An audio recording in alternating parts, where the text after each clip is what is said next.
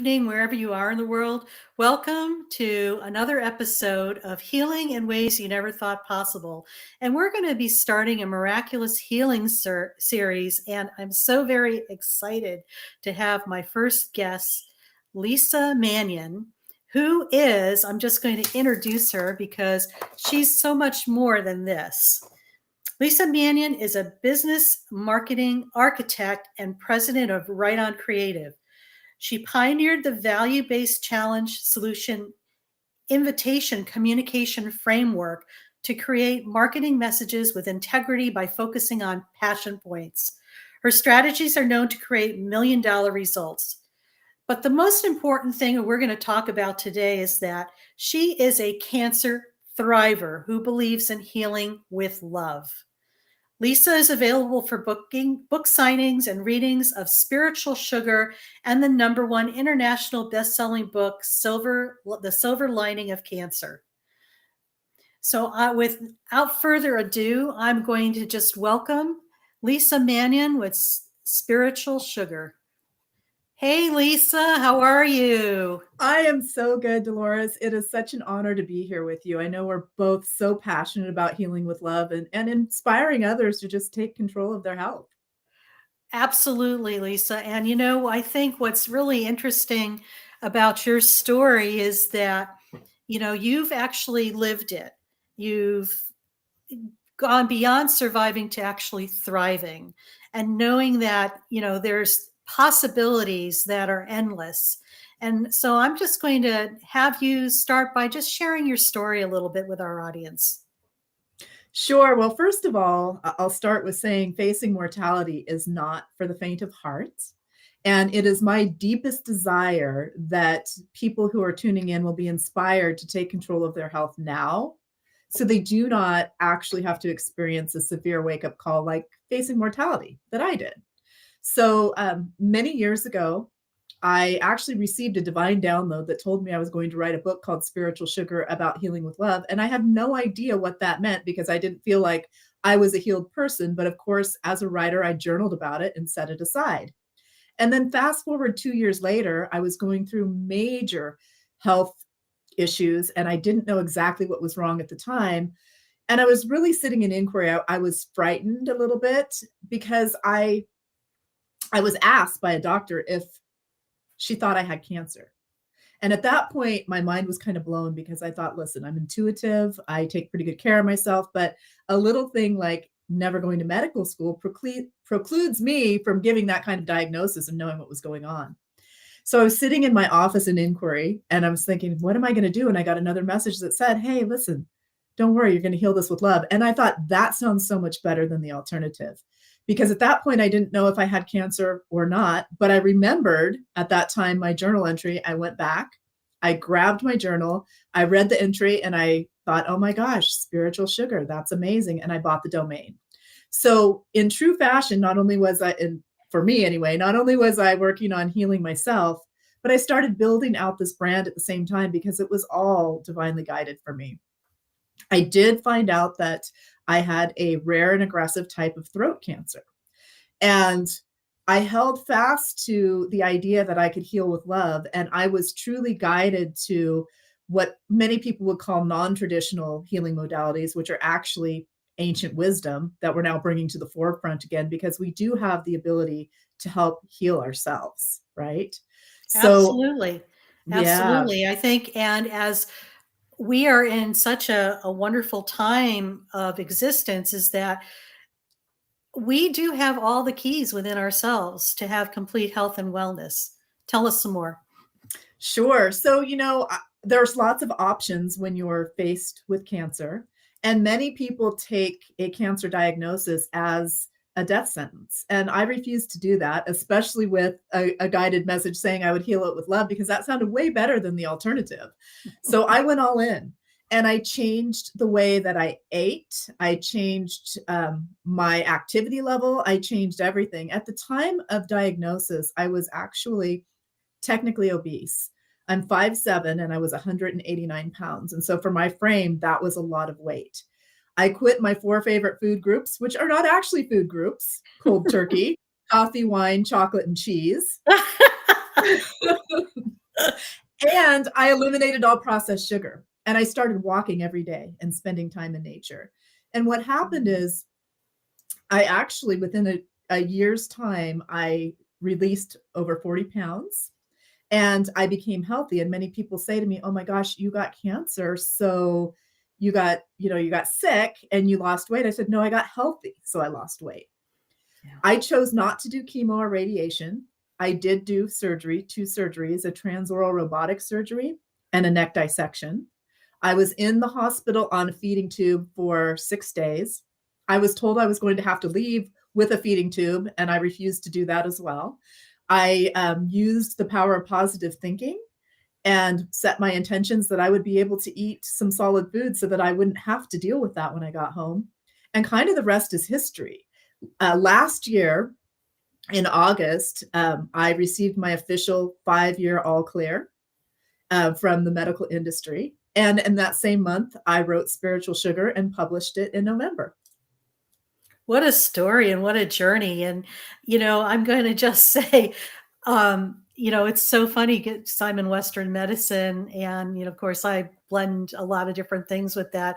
And of course people are going to think, oh, you got cancer, you lost all this weight. And it's like, no, sometimes all you need to do is retweak your diet, increase your activity level, and make better choices and the weight will come off. It doesn't mean that you're sick. It means that your body is realigning and coming into balance. So that's really cool. Yeah, it really was, and I have in moderation reintroduced a few of my favorites. I like to have a glass of wine now and then, and I am a big fan of cheese, but I'm really particular about the types of foods that I eat. So the cheese that I choose to eat most often is actually a local cheese from Rogue Creamery here in our area because it's all organic. It's from grass-fed cows, and I know their process, and I know that there isn't a lot of weird dyes and things that are in cheese and other things like that. And the reason I bring this up is because so many people think they're eating healthy, but they're truly not. When you see an orange cheese in a store, it's because it's dyed orange. You need to look at what all of these ingredients are in your food. And if you're reading labels and you can't pronounce them, chances are it's not good for you. Another thing that I chose to do is stop really doing a whole lot of dairy products. And I use an oat milk, but it's an organic oat milk. And you want to check the labels of those things as well, because in many of these different kinds of nut milks, there's something called carrageenan, which causes cancer. Oh, wow. So if we don't look at the labels and if we don't really know what we're fueling our body with, it could be labeled organic and good for you, but still have these items that are not good for you in them. So I'm a big fan of checking your labels and eating just real food. Don't do the processed food.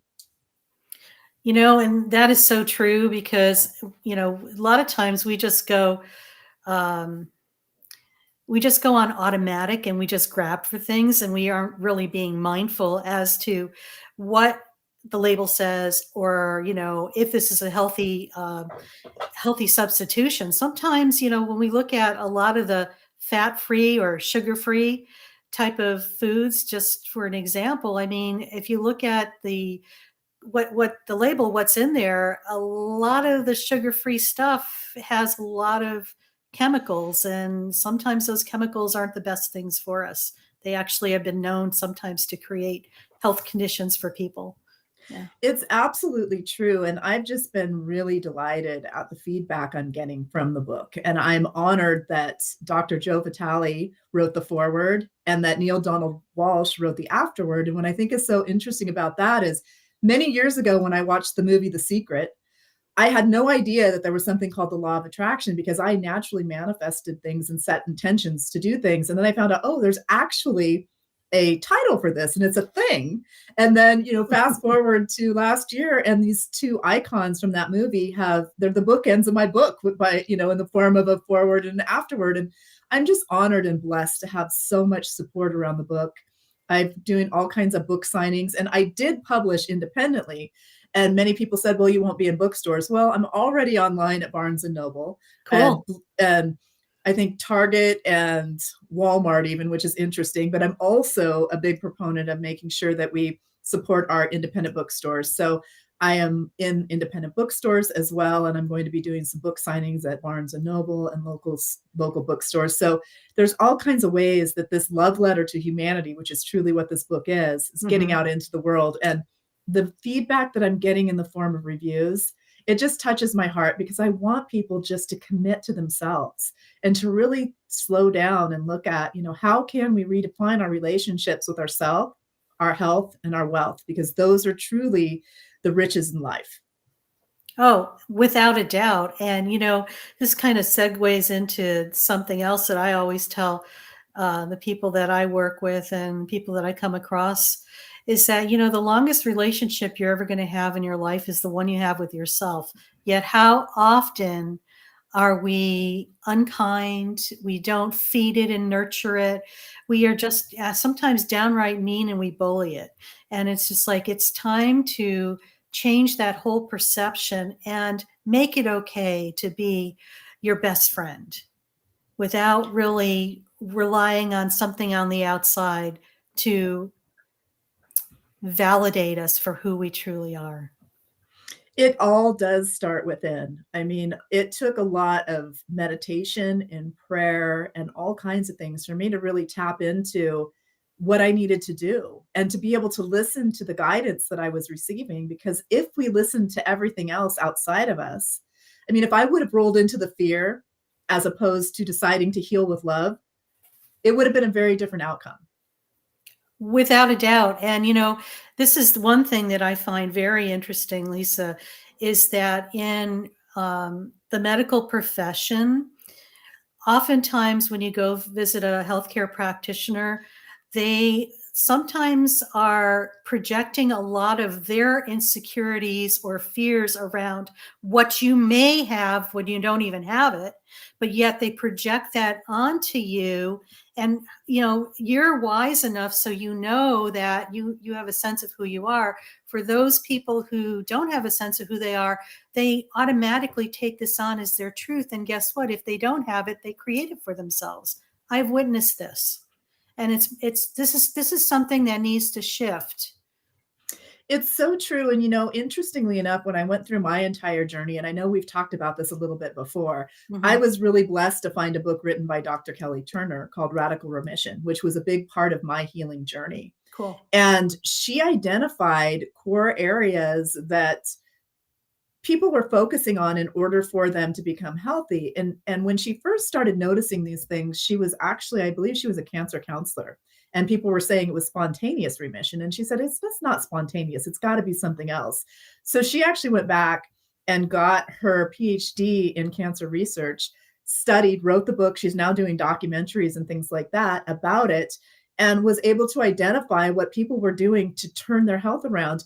And they were all really surprisingly didn't have anything to do with Western medicine, quite frankly.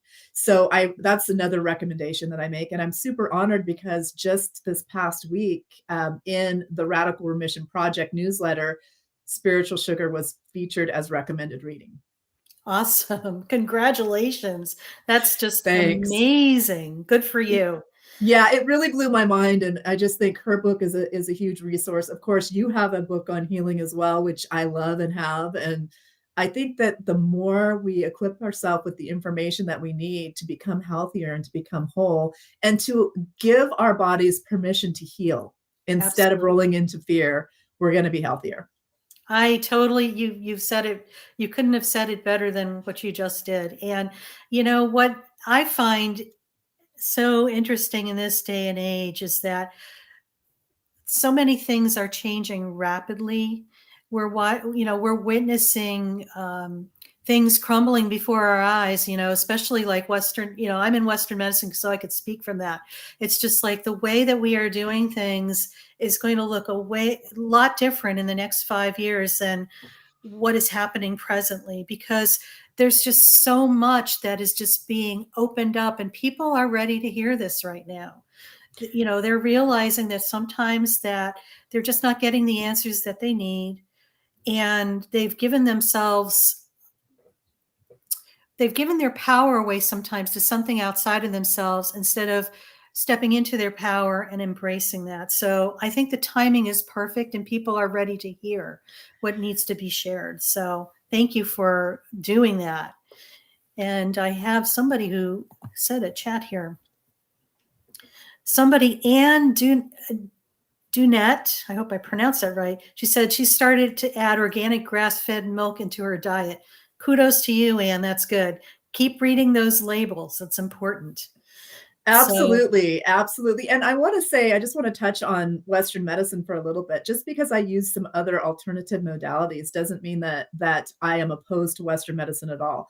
I would not have chosen a different surgeon, a different ENT, any of that. It's just important that we educate ourselves on what's possible. And what I love about what's unfolding right now in the whole Western medicine realm is that more and more facilities and hospitals are beginning to bring in different modalities that in the past would not have been brought in, especially for their own staff to amplify their health. So sound healing is being brought in. Some essential oils are being brought in. There are studies on PubMed that are scientific studies for anyone who's questioning.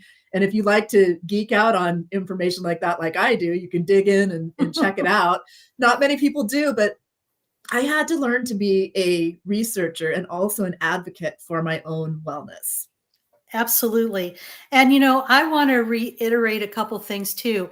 It's not a this or that, okay?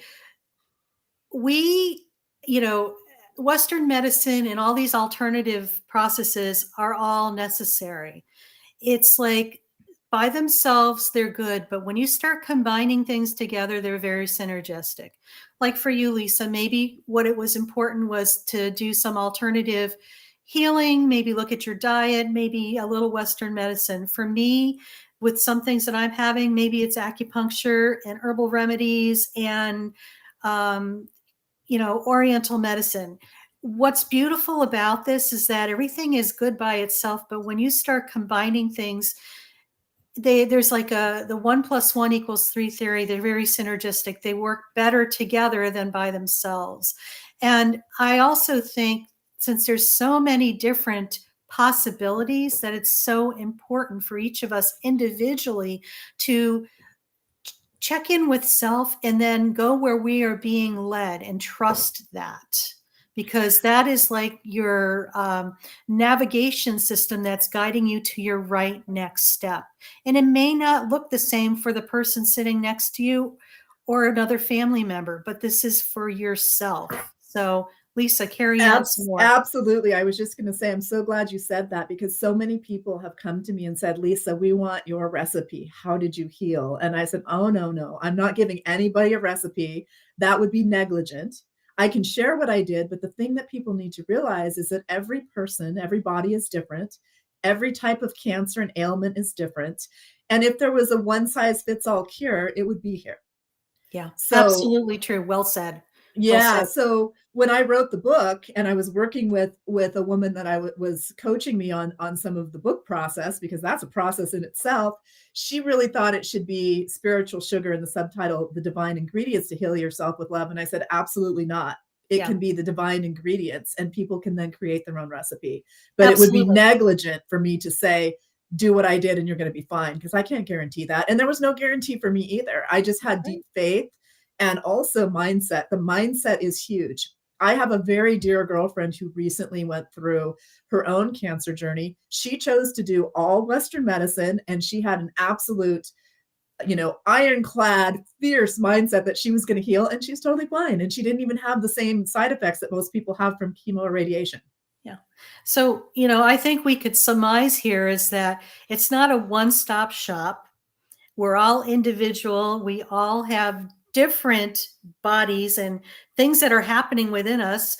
And our physical shell is just the tip of the iceberg of all the deeper stuff of how we've coped with stuff, how we deal with our feelings, if we feel at all, if we're connected to ourselves or not. But all of that goes into play as to creating the physical condition. And sometimes by just sitting with self and working on self and doing our inner work, this is a definite, a foundational piece that I think is a necessity. It's not optional. I agree 100%. And that's why I'm so excited about my book, because I really want this to be a tool for people to recommit to themselves. You know, when you go through it, you're going to learn about my awakening. You're going to learn about spiritual tools. I outline over 40 different modalities, supposedly non-traditional modalities, but they're really ancient wisdom. And then, of course, there's 7 spiritual sugar principles that I encourage people to look at and how they can really embody those and create their own spiritual practices and wellness plan. All right. Well, you know, Lisa, I'm going to have to wrap this up, but thank you so very much for being part of our premier Miraculous Healing series. And, you know, just share some parting wisdom to our audience as we conclude here. Just take good care of yourself. Really take a look at what you're fueling your soul and your cells with, because it matters. Thank you, Lisa. We appreciate you. And you could reach out to her at her website, spiritualsugar.com. She's an author, a speaker. And if you have any questions or insights or anything you'd like to share with her, please reach out to her and definitely purchase her book, because it's definitely worth a read. And so, Lisa, thank you so much. And for those of you still on the line here, I just invite you to, if you're wanting to support the show, is to sign up on YouTube and become a subscriber. I would greatly appreciate that. And here is the link for that. It's at Dr. Dolores Fazzino. And stay tuned for our next episode, where we're going to be talking about self-respect. So I'm signing off for now. Have a wonderful day wherever you are, and I'll see you next time.